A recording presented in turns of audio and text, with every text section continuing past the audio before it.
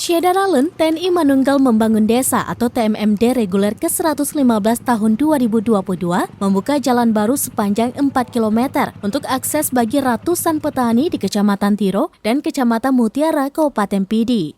Pembukaan TMMD itu dilakukan dalam upacara yang dipimpin PJ Bupati Pidi, Wahyudi Adi Siswanto di lapangan sepak bola Cok Langgang Desa Tringjudo, Kecamatan Tiro pada Selasa 11 Oktober 2022. TMMD itu mengusung tema TMMD Dedikasi Terbaik Membangun Negeri.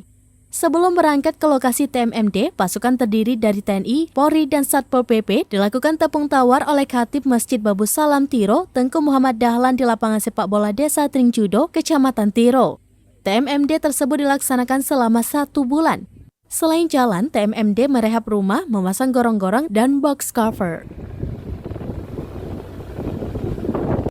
Dari Sigli, Muhammad Nazar, Serambi On TV.